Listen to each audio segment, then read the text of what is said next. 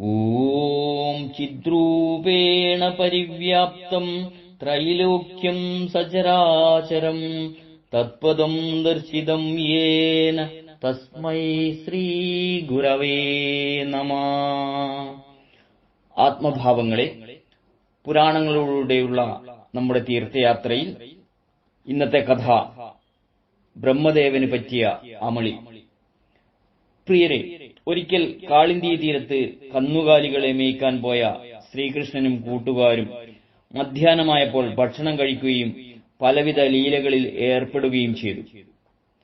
ഇങ്ങനെ കുട്ടികളുമായി കളികളിൽ ഏർപ്പെട്ടിരിക്കുന്ന മഹാവിഷ്ണുവിന്റെ മനുഷ്യരൂപത്തെ ബ്രഹ്മാവ് കാണാൻ ഇടയായി. അപ്പോൾ ബ്രഹ്മാവിന് ഒരു സംശയം തോന്നി.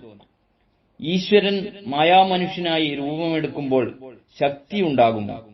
പരീക്ഷിക്കുക തന്നെ. ഇതറിയാനായി ബ്രഹ്മാവ് കൗതുകത്തോടെ കന്നുകാലികളെയെല്ലാം ക്ഷണനേരം കൊണ്ട് മറച്ചു നിർത്തി. കന്നുകാലികൾ അപ്രത്യക്ഷമായതും ഗോപാലന്മാർ പരിഭ്രമിച്ച് എഴുന്നേറ്റു. കണ്ണനാകട്ടെ അവരെ സമാധാനിപ്പിച്ചിരുത്തി. അതിനുശേഷം അദ്ദേഹവും ഗോപന്മാരും ചേർന്ന് ഗോവർദ്ധന പർവ്വതത്തിന്റെ മുകൾ പരപ്പിലും വനങ്ങളിലുമെല്ലാം കന്നുകാലികളെ അന്വേഷിക്കാൻ തുടങ്ങി.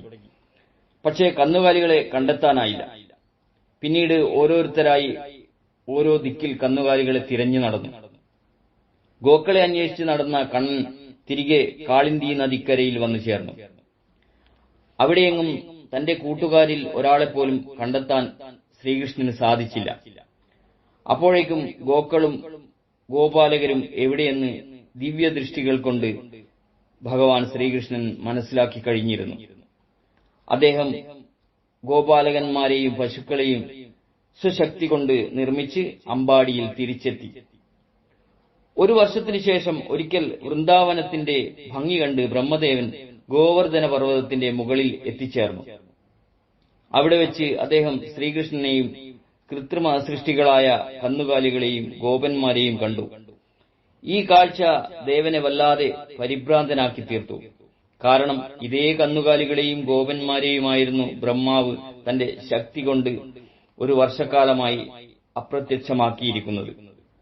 അവർ ഇപ്പോൾ തന്റെ മുന്നിൽ നിൽക്കുന്നു.